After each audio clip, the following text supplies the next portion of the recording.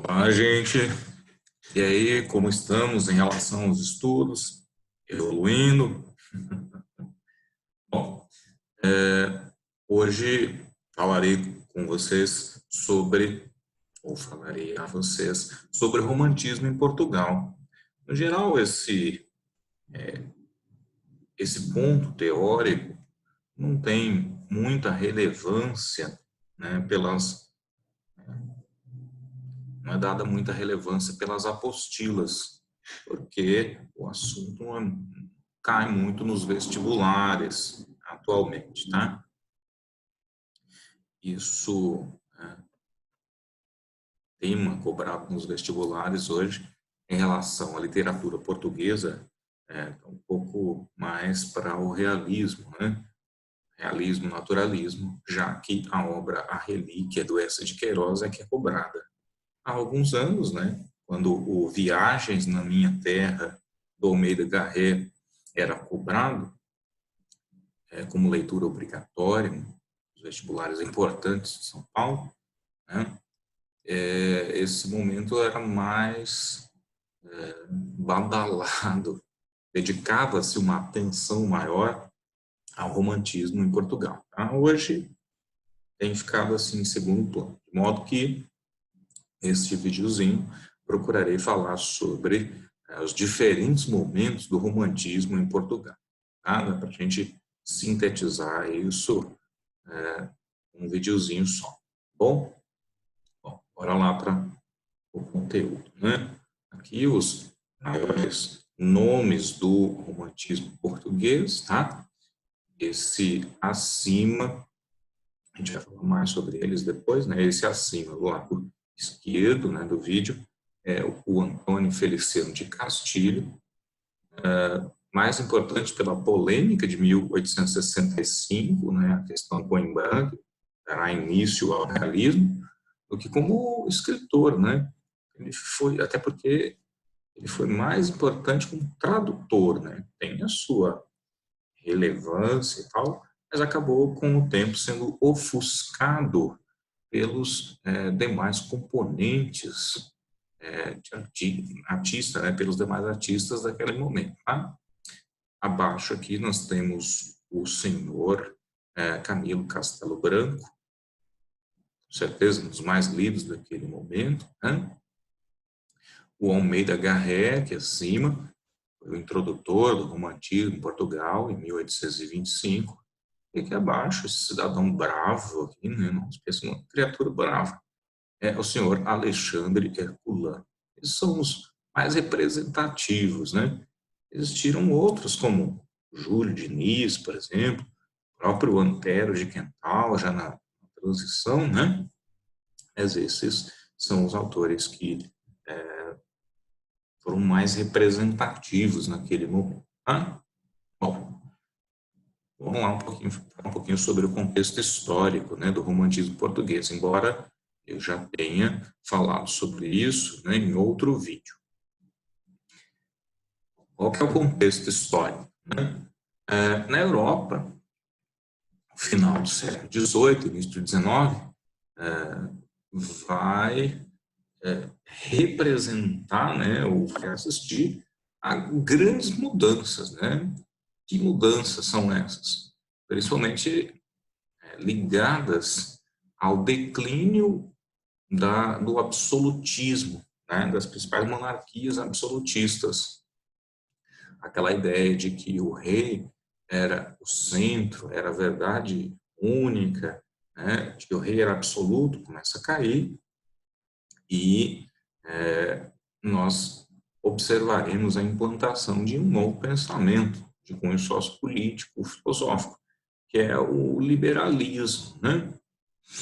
A ideia do tripartidarismo começa a ser empregada também nesse contexto, tá? E o que vai representar essa derrocada do absolutismo é a Revolução Francesa, né, de 1789, a partir da queda da Bastilha, né? Tá?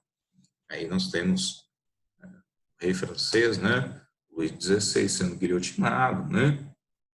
A Maria Antonieta sendo guilhotinada, toda aquela transformação, período do terror imposto pelos revolucionários franceses e todas as mudanças, né?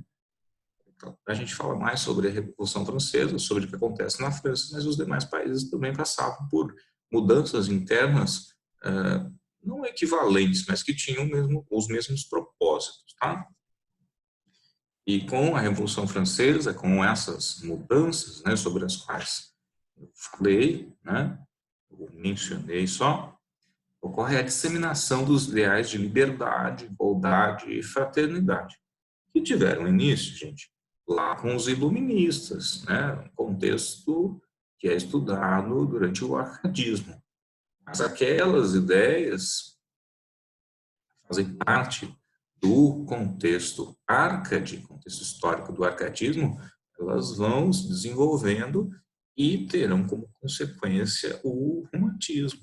Tá? No romantismo, tem-se como base, a liberdade é a base de tudo no romantismo. Né? A liberdade de pensamento, a liberdade de criação, a liberdade de composição, a liberdade estética, né? Tudo isso está como premissa maior dentro ligado, né, vinculado ao romantismo. A ascensão da burguesia ao poder, né, a nobreza declina e a burguesia acaba ascendendo ao poder nesse momento, né? Surgimento do liberalismo em política, moral, economia e arte, e a ascensão dele, né, a implementação dele nos diversos países europeus. Surgiu uma nova escala de valores, com predomínio do interesse pelo enriquecimento. O capitalismo vai se potencializar nesse momento, né? Transformações históricas, sociais e culturais, o que me parece evidente em decorrência dessas transformações anteriores, tá? Na Europa, nós vivenciávamos, de modo geral, essas transformações, né? A superação do absolutismo em prol do liberalismo, né? E novas formas de pensar decorrentes, né, desse liberalismo que estava sendo, então, implementado, né? Em Portugal, né, nós temos uma realidade um pouco diferente, né? Portugal estava um pouco atrasado naquele momento. Portugal vive um período de turbulências e instabilidade. A primeira metade do século XIX é marcada por vários acontecimentos conflitantes, né? A saber, entre 1808 e 1821, são duas datas, 1808 e 1822, né? Mas a família real teria saído, né, deixado o Brasil onde ela estava em 1821 ainda, né?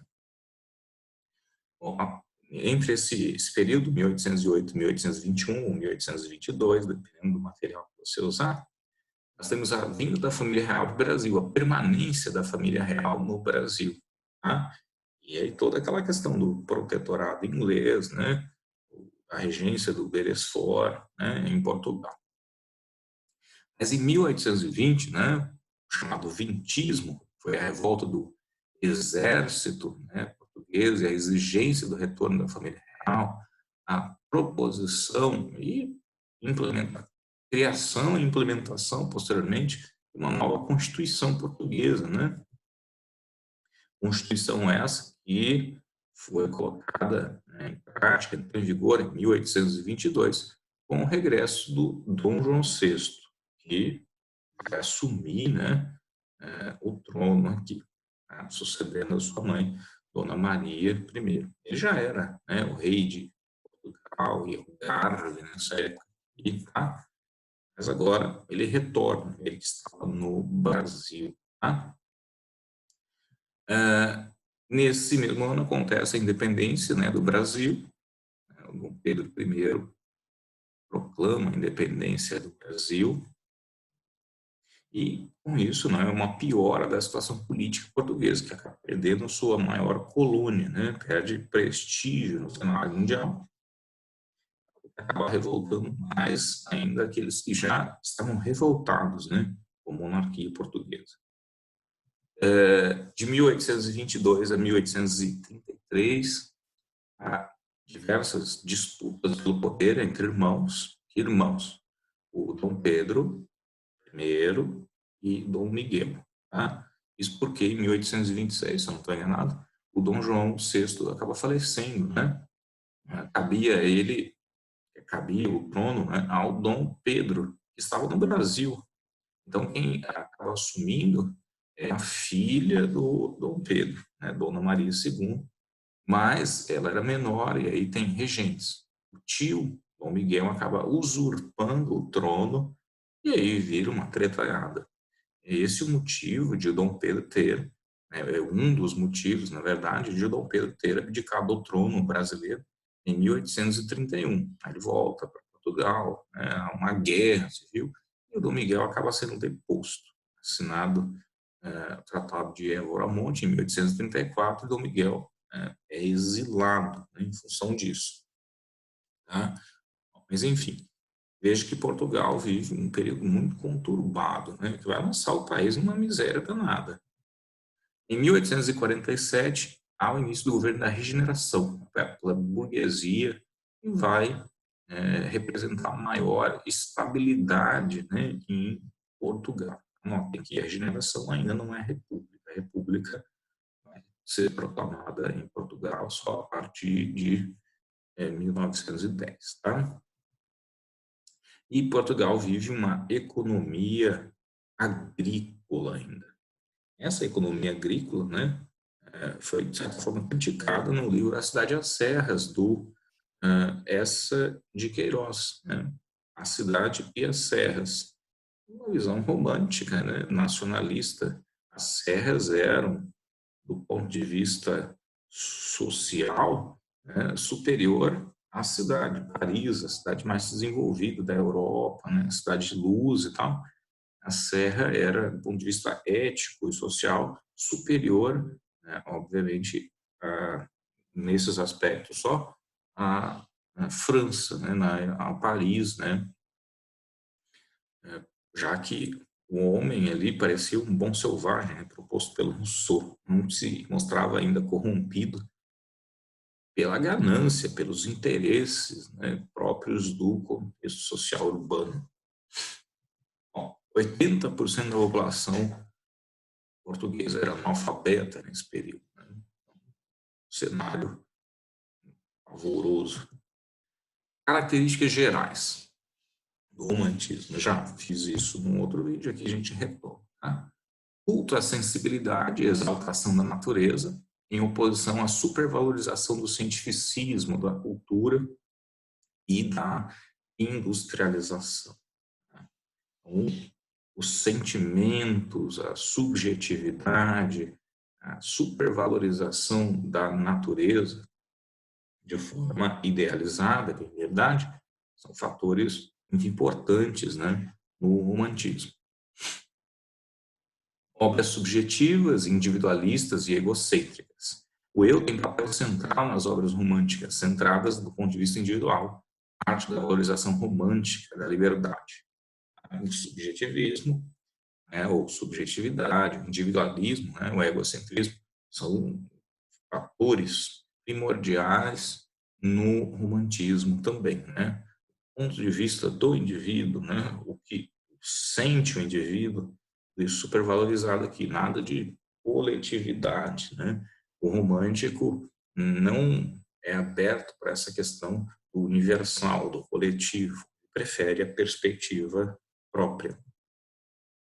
Nacionalismo e exaltação patriótica. O romantismo é sempre algo nacionalista, né? Olha só que interessante de onde é que vem esse nacionalismo, né? A herança nacionalista nas obras românticas tem origem principalmente nessa resistência antinapoleônica. Nessa, devia ser na, né? Errado aqui, desculpe. Lembrando que o que motivou a fuga, né, do Dom João VI, né, da nobreza portuguesa para o Brasil, em 1808, foi a invasão napoleônica. Então, essas invasões napoleônicas, que vão ocorrer não só em Portugal, mas em outros países, né, da Europa, e fora da Europa também, vão fazer surgir no cenário europeu o nacionalismo, tá, que passa a ser a tônica, esse patriotismo, né? países acabam se fechando numa tentativa de expurgar de si a ameaça representada pelo Napoleão Bonaparte nesse contexto, tá? Idealização. O herói, o amor e a mulher aparecem frequentemente idealizados em obras românticas, ou seja, perfeitos, intocáveis, não corrompidos, né? Suas qualidades são exageradas e os defeitos suprimidos. Então, por isso se fala que, em alguns casos, eles são caricaturais, né? Há uma distorção em relação à realidade, às vezes tendo eu ia falar problemas, muitas vezes tendo poderes sobrenaturais, né? Esses heróis quase divinizados, né? E eles dificilmente eram apresentados, né, como tendo defeitos, como tendo algo que não representasse virtudes, tá? Escapismo, seja pela loucura, seja pela morte, pelo amor ou pela fuga à natureza, o escape da realidade é um tema recorrente do romantismo, tá? Chamado de evasão. Como os românticos não concordavam muito com aquilo que era observado na realidade, era frequente que eles criassem um universo paralelo, né? Um universo paralelo, obviamente, é individual, né? Criado por eles, imaginado por eles, tá? E aí a evasão da realidade como uma forma de superar a não compactação com aquilo que se observava nessa mesma realidade, tá? Bom, o romantismo português é dividido em fases, tá? Assim como serão outras escolas literárias, no caso, o modernismo, tá? Vamos lá falar um pouquinho sobre essas fases do romantismo português. É só resumir, tá? A primeira fase do romantismo, ela apresenta como premissas, né, o nacionalismo e aspirações liberais, ou base, né, o contexto sócio-histórico político e a ascensão do liberalismo, né?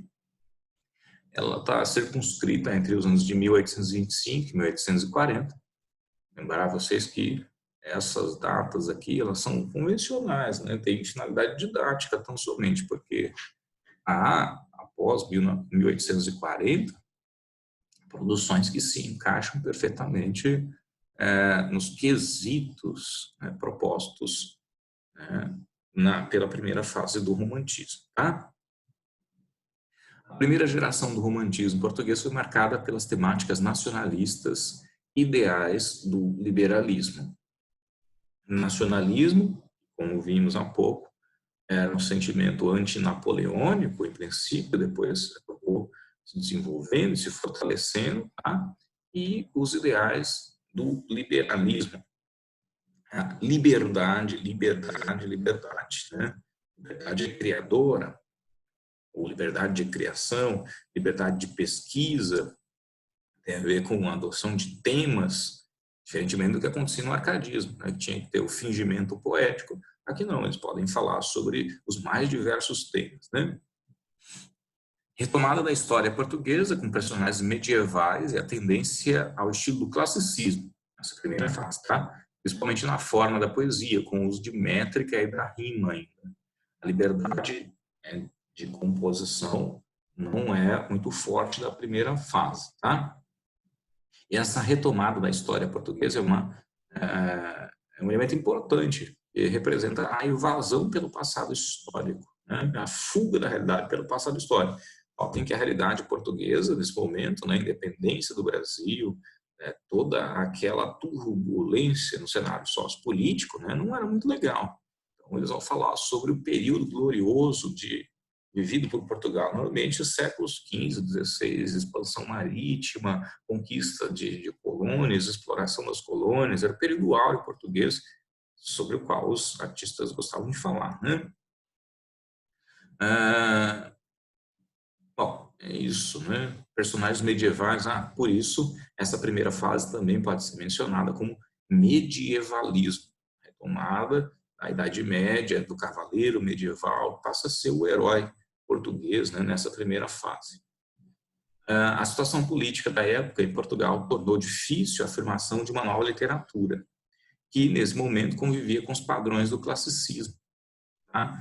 Então, o romantismo rompia com a era clássica. Lembrando que a era clássica era o classicismo, o barroco, o arcadismo. E essa situação, ou aquela situação de instabilidade política vivida por Portugal no começo do século XIX, tornava difícil, né, por não ter clima mesmo, né, essa estruturação de um novo pensamento, né. Por isso que os autores voltavam para os elementos clássicos, né, que se deram durante os séculos XV e XVI, né, o classicismo ali português.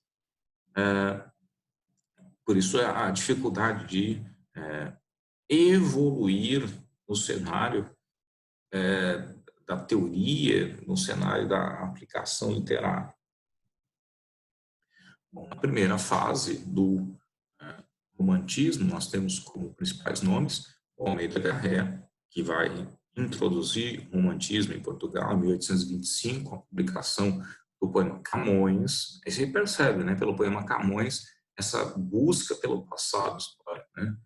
Por que ele vai falar no poema Camões? Ele vai contar a história do Luís Vaz de Camões, outro escritor português, né, que teria vivido entre 1525 e 1580, né, glorioso, maior nome, né, da literatura em língua portuguesa, talvez até hoje, né, um dos mais respeitados pela produção de Os Lusíadas e dos sonetos, é considerado o maior sonetista da língua portuguesa ainda hoje, né? E ele vai falar sobre esse herói das artes, né, esse artista heróico português. E nós temos também o senhor Alexandre Herculano nessa primeira fase, né? Era notório historiador, suas obras vão praticar essa evasão pelo passado histórico, né? Ele é um medievalista nato. Bom, destaca-se nessa geração o autor Almeida Garré, autor do poema Camões, de 1825, marca inicial do romantismo português. Também marcam a primeira geração de românticos portugueses, autores Alexandre Herculano e Antônio Feliciano de Castilho, que é o autor envolvido, né, que é a base lá da questão Coimbra, como eu falei lá no começo do vídeo. Né? A segunda fase do romantismo é chamada de ultrarromantismo.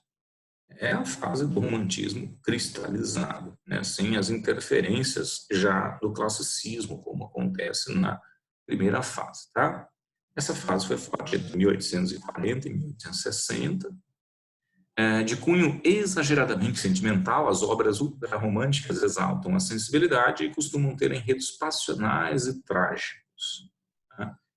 O sentimentalismo, né, a exacerbação dos sentimentos é a tônica da segunda fase. Né? No geral, as segundas fases do romantismo, né, nos mais diversos países, nas mais diversas culturas, é marcada pelo culto exagerado dos sentimentos. Né? As temáticas ganham um tom melodramático, melancólico e soturno, caracterizados pelo exagero, pela idealização amorosa, pelo pessimismo e morbidez. O exagero sentimental é tamanho, né? O sofrimento por amor é tamanho e chega a uma condição de morbidez, a uma visão, uma percepção doentia do eu lírico, do narrador, porque agora a gente já tem a prosa, né? Sobre esse mesmo sentimento que ele está descrevendo. É um indivíduo que morreria, que morre por amor, que não suporta a realidade na qual ele não possa consumar o amor que ele nutre por alguém, por isso ele prefere a morte, porque a morte é libertação e viver é igual a dor para o romântico da segunda fase, tá? Trata-se de uma mudança formal, influenciada por autores estrangeiros, principalmente o inglês Lord Byron, tá? E o alemão, né, Wolfgang von Goethe. Olha, minha pronúncia ótima, né, pessoal? Meu alemão é fabuloso. Vocês ficaram arrepiados com a minha pronúncia, tá? Então, essa segunda fase tem como base o Lord Byron e o Goethe. O Goethe é anterior ao Lord Byron, porque o romantismo teria surgido com a produção do Goethe na Alemanha, os sofrimentos do jovem Werther.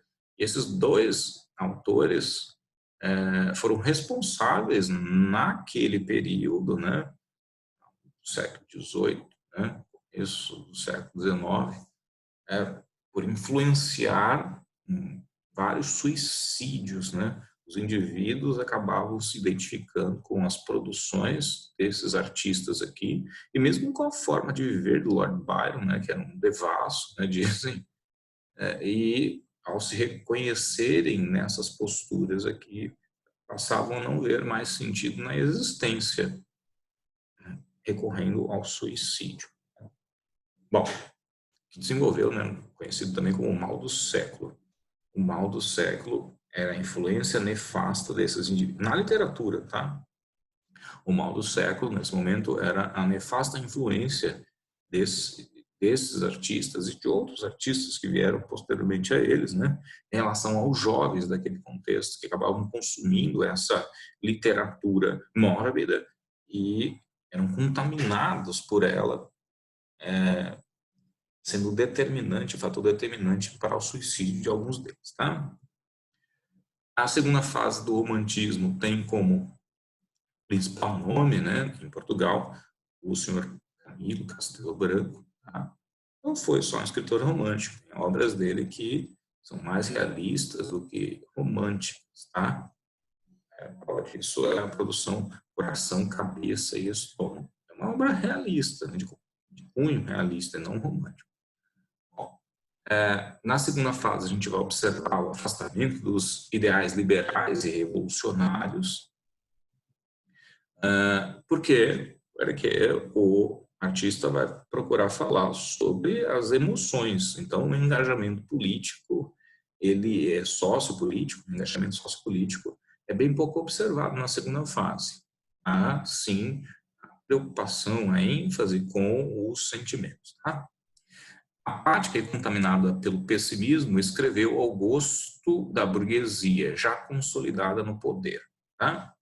Essa segunda fase apática, né? Não era contaminada pelo tédio, né? O spleen, né? Aquela a dor suprema, essa como que eu vou definir isso, né? Tudo que há de ruim na sociedade acaba sendo filtrado, vamos dizer assim, contido por indivíduos que pensam, né, como pensavam os românticos da segunda fase, né?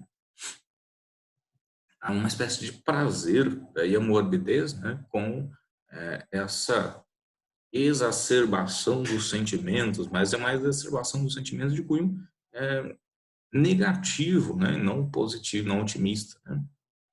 O principal autor dessa geração é o Camilo Castelo Branco, comentei, né? Característico por ter sido um virtuose do discurso. Sua capacidade expressiva era monstruosa, né? Fabulosa. O que mais? Autor, pessoal, se vocês quiserem ter uma ideia do quão virtuoso ele é, leiam A Queda de um Anjo. Meu Deus! A obra é muito boa, mas com uma linguagem, um vocabulário extremamente complexo. Lembrando que A Queda de um Anjo já não tem a tônica no romantismo, ela é mais para o realismo. Tá? Depois dê uma olhadinha, é uma obra que vai representar, vai destacar a transformação comportamental do indivíduo a partir da influência do meio no qual ele está inserido. Tá? Fala, né, nessa obra sobre um personagem chamado Calixto Eloy, bem casado, né? Ele se envolve na política, né? Vai para capital para exercer um cargo de deputado, se torna um orador todo empolado, até que ele acaba se contaminando, né? Aquele meio ali, aí ele arruma uma amante, aí passa por a queda do anjo, né? Literalmente, tá bem? Essa obra é bem bacana, mas já não é mais uma obra romântica, tá? É uma obra realista, tendo em vista a exposição das mazelas sociais e da mazela humana, né? Autor de vocabulário excessivo e intenso, que eu acabei de falar, né? Um vocabulário extremamente difícil. Castelo Branco ganhou fama com o romance Amor de Perdição, tragédia passional de explosões familiares que se tornou um Romeu e Julieta português. Tá? Aqui nós temos duas famílias que se opõem, né? Não é um romance, é uma novela, na verdade, né? O Amor de Perdição. Muitos falam que é romance e fica aquela coisa toda. Na minha concepção, é uma novela. Por quê? Nós temos dois núcleos temáticos apenas, né? A família Botelho e a família Albuquerque, assim como lá em Romeu e Julieta do Shakespeare nós tínhamos os Montecchi e os Capuleto. Aqui é a mesma coisa, tá? Nós temos duas famílias que se opõem ao amor dos seus íntios, né? No caso, Teresa e Simão. E aí vai acontecer a mesma tragédia da obra shakespeariana. Tá?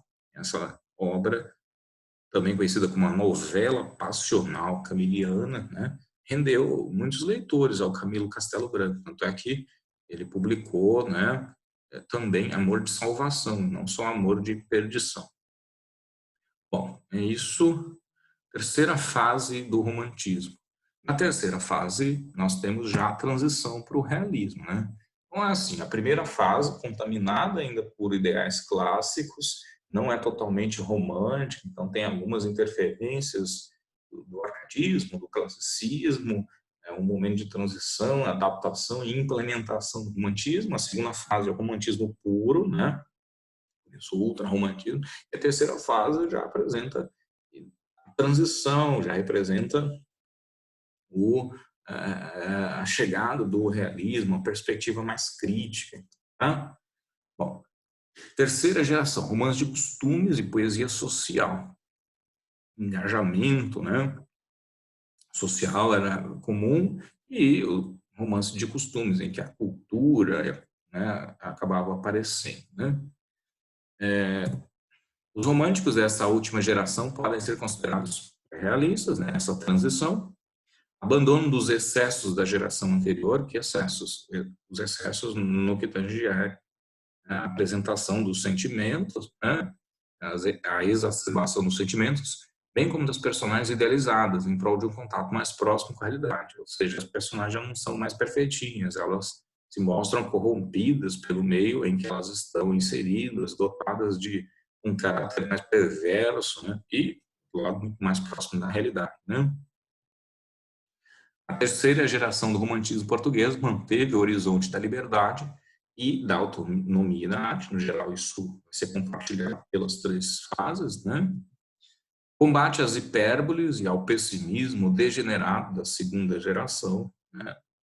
O exagero sentimental, a hipérbole, né, é combatido, e o pessimismo degenerado e exagerado, mórbido, também será combatido.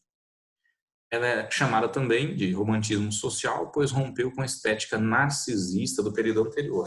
Ou seja, aquela ideia individualista e egocêntrica e ególatra da segunda fase passa a ser superada e há uma preocupação com as questões sociais, não mais com as questões individuais, né? Os próprios sentimentos acabam sendo deixados de lado e a sociedade, né, começa a ser observada como um todo.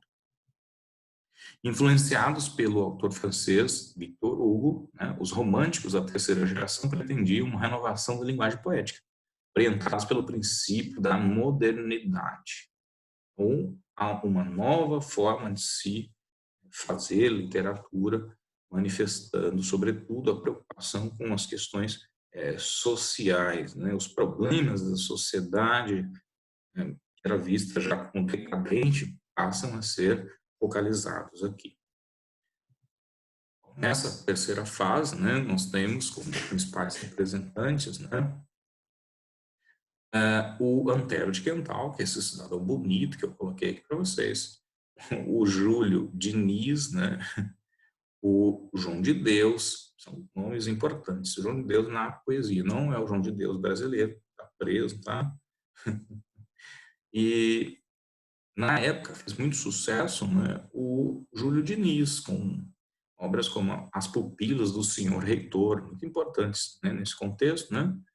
Mas eu preferi colocar aqui o Antero de Quental, porque ele é mais mencionado do que qualquer outro escritor daquele momento, né?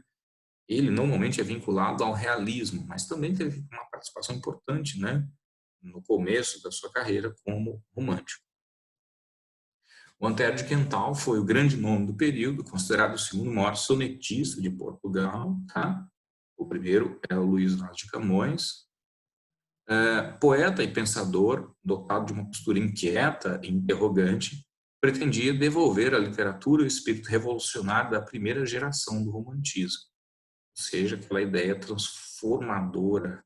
Ele queria transformar a sociedade por meio da literatura, até que ele se deu conta de que isso não seria possível por meio do romantismo, e o romantismo idealizava as pessoas e os seus sentimentos, e a transformação só poderia ocorrer, segundo ele próprio acabou inferindo posteriormente, né, por meio da realidade, por meio da verdade, né? Defensor da modernidade, intentava conciliar, né, ciência e metafísica por meio da filosofia, expressava em forma de poesia. Ele tem que fazer essa fusão, ele foi um poeta, filósofo, poeta, né, nesse contexto, mas isso mais dentro da perspectiva realista já, né? Nós estamos falando de um momento de transição, então isso também aparece nas composições dele, ainda dentro do romantismo, tá? Bom, é isso, pessoal, né? Espero que tenham assimilado as informações aqui relativamente ao romantismo em Portugal, tá? E é isso.